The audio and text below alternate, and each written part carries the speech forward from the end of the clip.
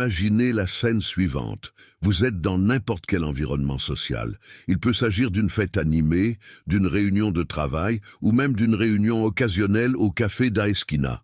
Autour de vous, il y a des gens qui parlent, rient et interagissent. Tout semble normal, non? Mais soudain, quelque chose attire votre attention. Une personne spécifique semble différente des autres. Vos gestes sont subtils. Vos mots portent un ton particulier et vous commencez à ressentir un inconfort difficile à expliquer. Ces moments se produisent plus souvent que nous ne le pensons. Nous nous trouvons souvent dans des situations où les intentions de quelqu'un ne sont pas claires, mais quelque chose en nous signale qu'il y a quelque chose qui ne va pas. Malheureusement, beaucoup de ces sensations passent inaperçues parce que nous ne sommes pas formés pour les reconnaître. Cette vidéo vise à changer cela. Aujourd'hui, nous explorerons 10 signaux clairs qui peuvent vous aider à identifier une personne dangereuse près de chez vous. Nous ne faisons pas seulement référence à des menaces physiques, mais aussi émotionnelles et psychologiques, celles qui peuvent profondément affecter notre santé mentale et notre bien-être. Et surtout, faisons-le du point de vue de la philosophie stoïque, une ancienne approche qui reste incroyablement pertinente dans le monde moderne. Les stoïciens nous ont appris que la clé pour faire face à des défis externes réside dans la façon dont nous contrôlons nos réactions internes. Au lieu de vivre dans la paranoïa ou la peur constante, nous pouvons développer un état de surveillance consciente, basé sur la raison et l'introspection. Cela signifie apprendre à observer soigneusement les comportements des personnes qui nous entourent, alors que nous maintenons le calme et le discernement nécessaires pour prendre des décisions sûres. Pensez maintenant aux petites nuances qui pourraient indiquer que quelque chose ne va pas. C'est peut-être un geste subtil, un mot hors contexte, ou même un modèle de comportement répétitif. Ces détails, lorsqu'ils sont remarqués, peuvent faire toute la différence. Dans cette vidéo, nous combinerons des exemples pratiques de la vie quotidienne avec des idées profondes de la philosophie stoïque, transformant les connaissances théoriques en outils pratiques. En fin de compte, vous aurez une plus grande confiance pour mieux évaluer les personnes autour de vous, en évitant les risques potentiels, tout en préservant votre tranquillité mentale. Commençons donc ce voyage ensemble. Après tout, comme l'a dit Marco Aurelio, l'univers est le changement, notre vie est ce que notre esprit en fait. Par conséquent, avant de plonger dans les détails des 10 signaux clairs, il est important d'internaliser cette base philosophique. Lorsque nous combinons la sagesse de l'Antiquité avec la pratique quotidienne, nous créons une armure mentale puissante contre les comportements dangereux, et c'est exactement ce que nous explorerons à partir de maintenant. Signe 1. Manque d'empathie dans les interactions. Le premier signe que nous devons être conscients est le manque d'empathie dans les interactions sociales. L'empathie est la capacité de vous mettre à la place de l'autre, de comprendre et de respecter vos émotions et vos perspectives. Lorsque quelqu'un démontre une absence cohérente de cette qualité, cela peut être une indication que cette personne n'est pas vraiment intéressée par son bien-être. Imaginez une situation commune. Vous partagez une préoccupation personnelle avec un ami ou un collègue, en vous attendant à un soutien ou à des conseils constructifs. Au lieu de cela, la réponse est indifférente, dévaluant vos sentiments ou même minimisant votre expérience. Ce type de comportement est plus qu'un simple échec momentané. C'est un schéma qui doit être observé avec soin. Les stoïciens nous apprennent que les actions des gens parlent plus fort que leurs paroles. Marco Aurelio a écrit « Observez les hommes pour leurs actions, pas pour leurs promesses ». Cela signifie que lors de l'évaluation de quelqu'un, nous devons nous concentrer sur la façon dont il agit sur différents contextes, en particulier lorsqu'il est confronté aux vulnérabilités des autres. Un moyen pratique d'identifier le manque d'empathie est de prêter attention à la réciprocité dans les conversations. Si vous vous rendez compte qu'une personne en particulier pose rarement des questions sur vous, se concentre toujours sur soi-même ou ignore complètement vos besoins émotionnels, cela peut être un signe clair qu'il n'apprécie pas votre présence de manière équilibrée. Pour faire face à ce type de comportement, le stoïcisme suggère de rester calme et d'éviter les réactions impulsives. Au lieu d'essayer de changer l'autre personne, concentrez-vous sur la protection de votre propre énergie émotionnelle. Réglez les limites claires et envisagez de réduire le contact si nécessaire. N'oubliez pas, votre paix intérieure est votre plus grande forteresse. Comprendre ce signe est la première étape pour développer une perception plus nette des intentions des personnes qui vous entourent. Ce faisant, vous serez mieux préparé à affronter les prochains signes dont nous discuterons. Signal 2. Utilisation excessive de contrôle ou de manipulation. Le deuxième signe qui mérite l'attention est l'utilisation excessive du contrôle ou de la manipulation dans les interactions sociales. Ce type de comportement se produit lorsque quelqu'un essaie d'influencer ses décisions, ses actions ou ses émotions de manière cachée ou directe, utilisant souvent la culpabilité, la pression ou même le chantage émotionnel.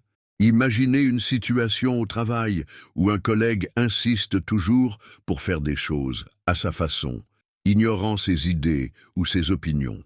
Ou considérez une relation personnelle où l'autre personne remet constamment vos choix, vous faisant vous sentir inapproprié ou coupable d'être en désaccord. Ce sont des exemples clairs de la façon dont le contrôle peut être exercé en déguisement, sapant votre confiance et votre autonomie.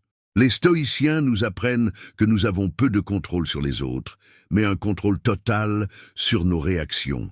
Épictéto a déclaré « Ne vous inquiétez pas de ce qui est hors de votre pouvoir. Concentrez-vous uniquement sur ce que vous pouvez changer. » Cela signifie que lorsque vous traitez avec des gens manipulateurs, notre principal outil est l'auto-témoignage émotionnel.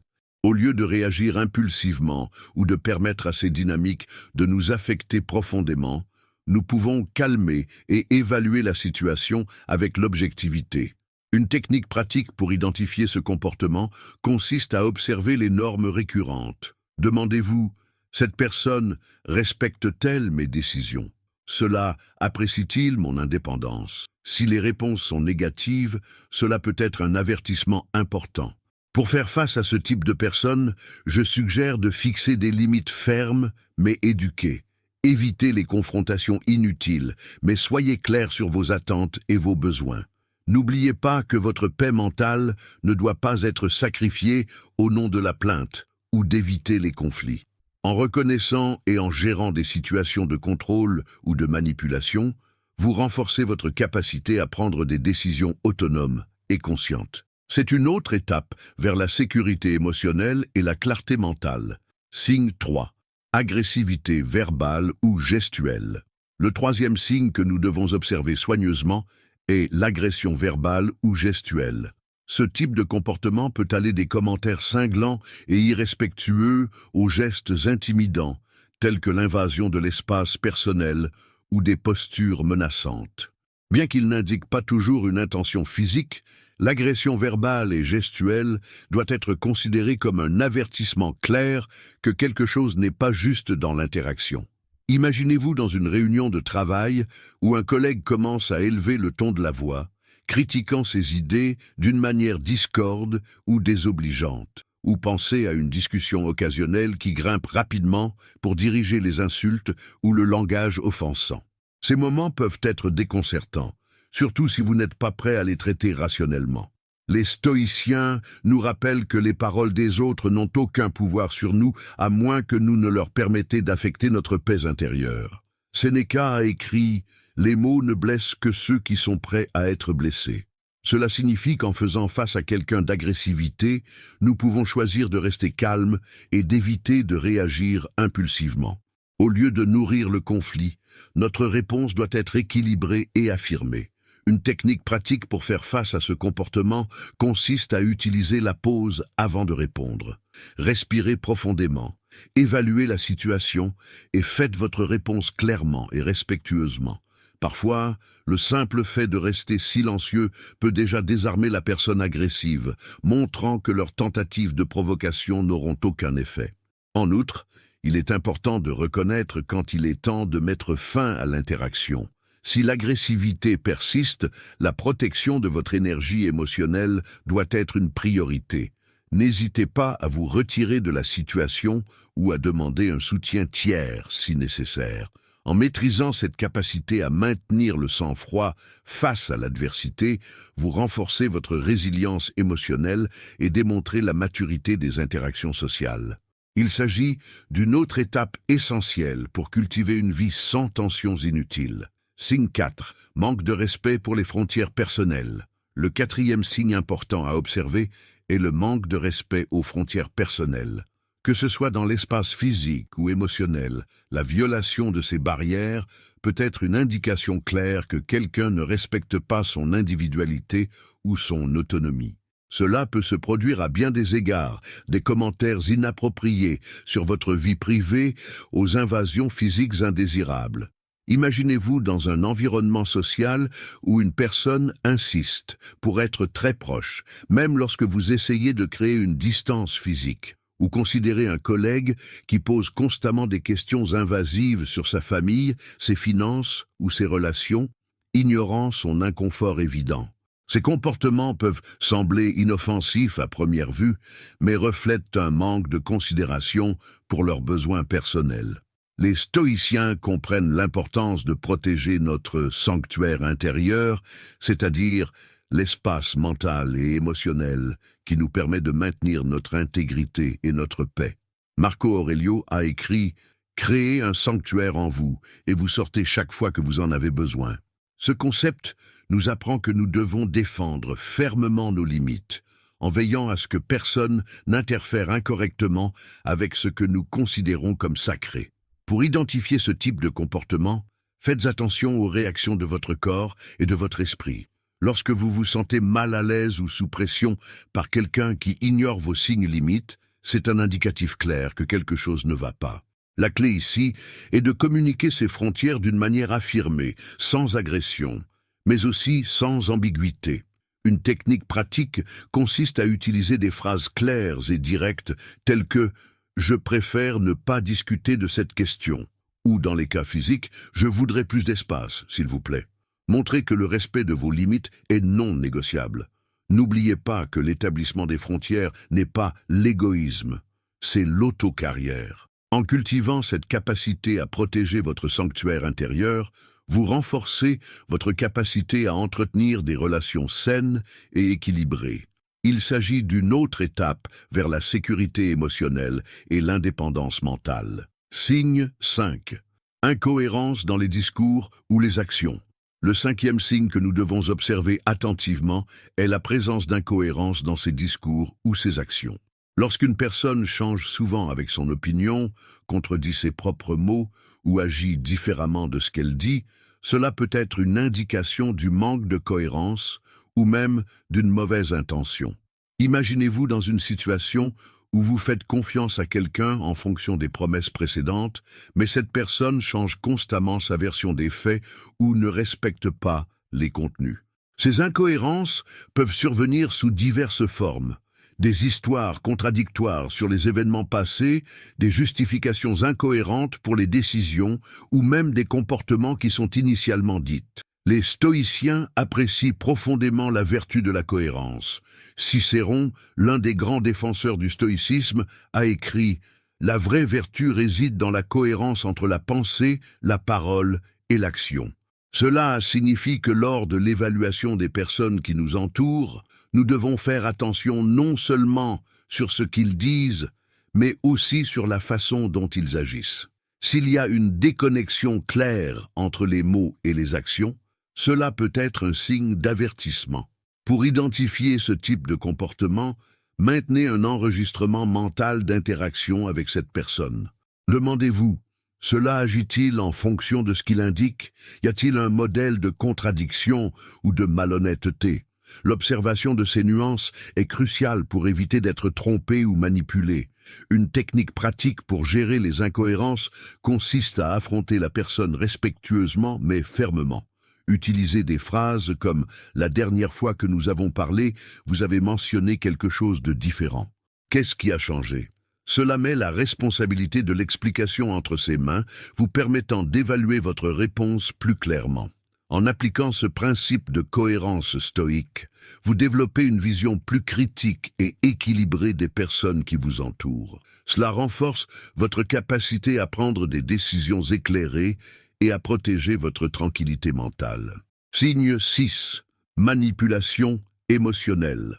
Le 6e signe à observer est la manipulation émotionnelle, l'une des façons les plus subtiles et les plus nocives de contrôle interpersonnel.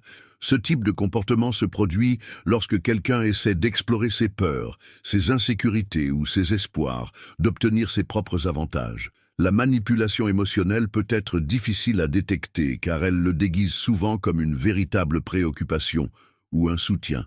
Imaginez-vous dans une relation où votre partenaire ou partenaire vous fait constamment vous sentir coupable de vos choix, en disant des choses comme « si vous m'aimiez vraiment, vous le feriez pour moi ».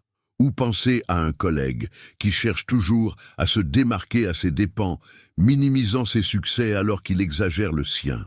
Ces exemples montrent comment la manipulation émotionnelle peut éroder leur estime de soi et leur confiance. Les stoïciens nous apprennent que notre plus grande force réside dans le domaine sur nos propres émotions. Sénéca a écrit « Mettre vos émotions ou ils vous domineront ». Cela signifie que lorsque nous reconnaissons quand nous sommes manipulés, nous pouvons éviter de tomber dans ces pièges émotionnels. Au lieu de permettre à nos réactions impulsives de contrôler nos actions, nous devons faire une pause, réfléchir et répondre calmement et rationalité. Pour identifier la manipulation émotionnelle, faites attention aux normes répétitives. Demandez-vous, cette personne est-elle vraiment intéressée par mon bien-être ou utilise-t-elle mes émotions pour atteindre vos propres objectifs? Si vous réalisez que les interactions entraînent souvent des sentiments négatifs ou inconfortables, cela peut être un signe clair de manipulation. Une technique pratique pour faire face à ce comportement consiste à renforcer votre conscience émotionnelle. Réalisant que vous êtes manipulé, respirez profondément et rappelez-vous que vos émotions n'ont pas besoin de définir vos décisions. Utilisez des phrases comme « j'y penserai » avant de décider. Cela crée un espace pour évaluer clairement la situation. En appliquant ces principes stoïques, vous développez une défense puissante contre la manipulation émotionnelle en préservant votre intégrité et votre tranquillité d'esprit. Il s'agit d'une autre étape importante vers la sécurité émotionnelle. Signe 7. Comportement possessif ou de contrôle. Le 7e signe qui mérite l'attention est un comportement possessif ou de contrôle. Ce type de comportement se produit lorsque quelqu'un essaie de limiter votre liberté, de vous isoler des amis ou de la famille, ou d'imposer votre volonté à vos propres décisions. Bien qu'il puisse sembler romantique ou concerné à première vue, ce modèle révèle souvent un besoin exagéré de contrôle et de domination. Imaginez-vous dans une relation où votre partenaire ou partenaire insiste pour connaître tous vos mouvements, remet constamment en question vos choix ou critique vos relations sociales, ou considérez un collègue qui n'accepte pas ses idées indépendantes et cherche toujours à les façonner à ses propres préférences. Ces exemples montrent comment le comportement possessif peut étouffer leur autonomie et leur créativité. Les stoïciens nous rappellent que personne ne peut posséder notre âme sans notre permission. Épictéto a écrit « Vous ne pouvez pas être blessé parce que vous ne permettez pas ». Cela signifie que si d'autres personnes peuvent essayer de contrôler nos vies, nous avons le pouvoir de décider dans quelle mesure nous le permettons. La protection de notre autonomie mentale est essentielle pour maintenir notre santé mentale et notre bien-être. Pour identifier ce type de comportement, notez si la personne respecte ses besoins individuels et soutient ses objectifs personnels. Si vous vous rendez compte que cela dévalue souvent vos ambitions ou essaie de manipuler vos décisions, cela peut être un avertissement important. N'oubliez pas que des relations saines sont basées sur la confiance mutuelle et l'indépendance. Une technique pratique pour faire face au comportement possessif est d'établir des limites claires et fermes. Utilisez des phrases comme « J'apprécie votre opinion, mais je dois prendre mes propres décisions ». Montrez que le respect de votre individualité n'est pas négociable. Renforcez également vos liens avec d'autres amis et votre famille pour créer un soutien émotionnel diversifié. En appliquant ces principes stoïques, vous protégez votre liberté interne et faites la promotion de relations plus équilibrées et respectueuses. Il s'agit d'une autre étape vers la sécurité émotionnelle et l'indépendance mentale. Signe 8. Surexposition initiale. Le 8e signal que nous devons observer est une surexposition initiale, un comportement qui se produit lorsque quelqu'un partage des informations excessivement personnelles au début d'une relation.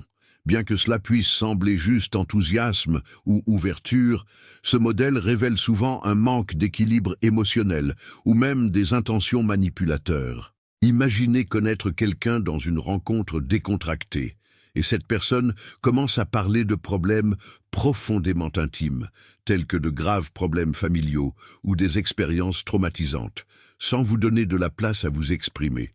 Ou considérer un co-travailleur qui partage rapidement des détails sensibles sur votre vie personnelle, créant une dynamique déséquilibrée dans l'interaction. Ce type de comportement peut être inconfortable et indiquer que la personne essaie de créer une fausse intimité prématurée. Les stoïciens apprécient profondément la modération dans tous les domaines de la vie. Marco Aurelio a écrit « La modération doit guider toutes nos actions ». Cela signifie que, en termes de mots et de gestes, nous devons rechercher un équilibre sain. En traitant avec quelqu'un qui exagère dans l'exposition initiale, nous pouvons utiliser cette idée comme guide pour maintenir la distance prudente et évaluer ses véritables intentions. Pour identifier ce comportement, faites attention au rythme de l'interaction.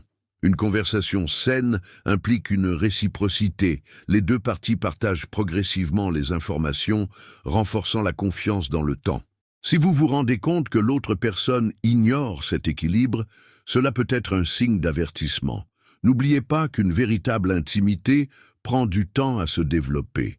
Une technique pratique pour gérer la surexposition est d'établir des limites éduquées. Utilisez des phrases comme « Je voudrais mieux vous connaître » avant de discuter de ces sujets. Cela communique clairement que vous appréciez le processus naturel de l'établissement de relations. En appliquant le principe stoïque de la modération, vous protégez votre vulnérabilité et créez un espace pour évaluer les gens autour de vous plus consciemment. C'est une autre étape vers la sécurité émotionnelle et la sagesse sociale. Signe 9. Hypercompatitive ou hostilité déguisée. Le 9e signal important à observer est l'hypercompativité ou l'hostilité déguisée, un comportement qui se produit lorsque quelqu'un cherche toujours à se démarquer à ses dépens. Ce type de personne essaie souvent de minimiser ses succès tout en exagérant le sien, créant une dynamique déséquilibrée dans les interactions. Imaginez-vous dans un environnement de travail où un collègue trouve toujours des moyens de comparer ses résultats négativement à la sienne, en disant des choses comme « j'aurais fait beaucoup mieux », ou considérer un ami qui critique constamment ses réalisations, réduisant son effort et sa validité. Ces exemples montrent comment l'hyperocétutivité peut affecter votre estime de soi et votre motivation. Les stoïciens nous apprennent que notre véritable force réside dans notre progrès personnel, indépendamment des comparaisons externes. Sénéca a écrit « Comparez-vous uniquement à vous-même ». Cela signifie qu'en reconnaissant que chaque individu a son propre voyage, nous pouvons éviter de tomber dans les pièges de la comparaison injuste. Au lieu de permettre à la critique des autres de définir notre valeur, nous devons nous concentrer sur la croissance continue. Pour identifier ce comportement, observez les normes récurrentes de comparaison ou de critique. Demandez-vous, cette personne célèbre-t-elle vraiment mes victoires ou les voit-elle comme des menaces? Si vous vous rendez compte que les interactions entraînent souvent des sentiments d'insuffisance ou d'infériorité, cela peut être un signe clair d'hypercompativité. Une technique pratique pour traiter ce type de personne est de renforcer votre confiance interne. En reconnaissant vos propres mérites et avancées, vous réduisez l'impact des critiques externes. Utilisez des phrases comme « chacun a son chemin »,« je suis satisfait de mes progrès ». Cela communique clairement que vous n'êtes pas impliqué dans cette dynamique compétitive. En appliquant ces principes stoïques, vous protégez votre confiance en soi et faites la promotion d'un environnement plus positif et collaboratif. Il s'agit d'une autre étape vers la sécurité émotionnelle et la croissance personnelle. Signez à 10 difficultés dans le bien-être commun. Le 10e et dernier signe que nous devons observer est le désintérêt du bien-être commun, un comportement caractérisé par des actions qui ne bénéficient que elles-mêmes, ignorant complètement les besoins ou les intérêts des autres.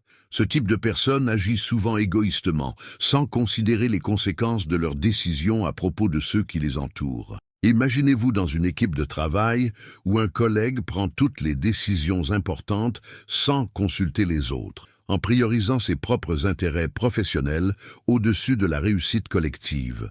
Ou considérez un ami qui cherche toujours des avantages personnels dans les situations sociales, en laissant les autres de côté quand il n'y a rien à gagner. Ces exemples montrent comment le désintérêt du bien-être commun peut créer un déséquilibre et des conflits dans les relations. Les stoïciens soulignent l'importance de contribuer au bien commun, reconnaissant que nous faisons partie d'une communauté plus large. Cicéron a écrit « La vertu sert le bien commun ».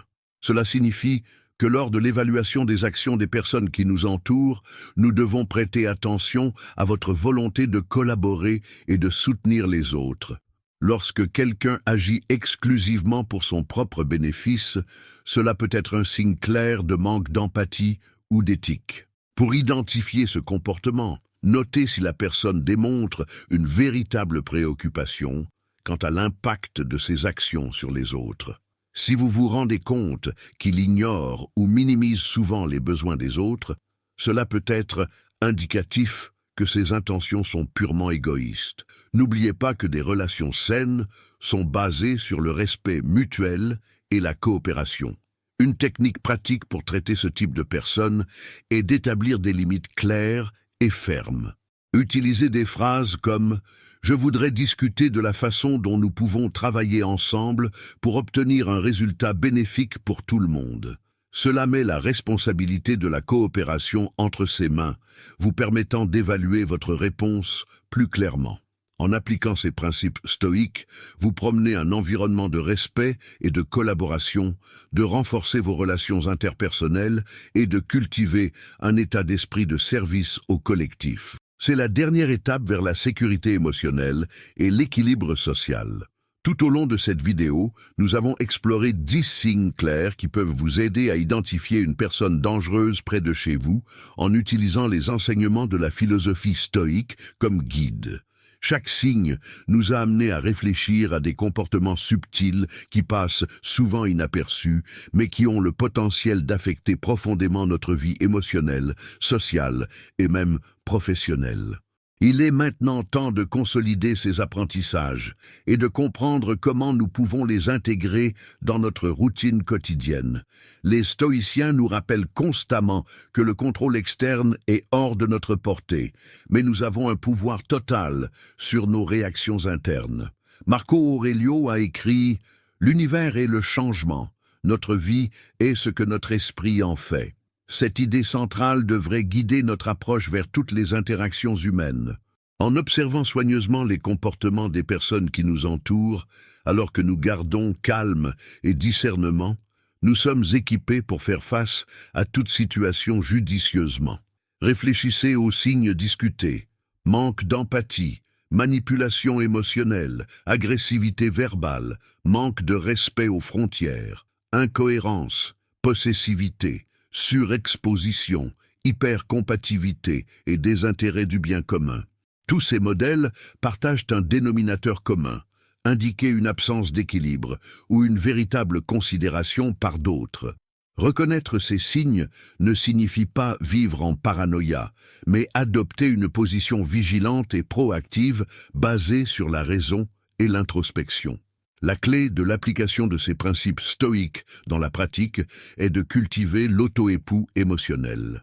Cela consiste à renforcer sa capacité à maintenir le sang-froid sous pression, à fixer des limites fermes et à prendre des décisions conscientes. N'oubliez pas que chaque interaction est l'occasion de pratiquer cette sagesse. Que ce soit sur le lieu de travail, dans des relations personnelles ou dans des situations occasionnelles, votre présence mentale sera votre plus grand allié. Enfin, nous vous encourageons à continuer de développer cette conscience sociale avec patience et persévérance. La sécurité émotionnelle ne survient pas du jour au lendemain, mais de la pratique constante de ces principes. Ce faisant, vous protégerez non seulement votre bien-être, mais vous promouvrez également des relations plus saines et significatives.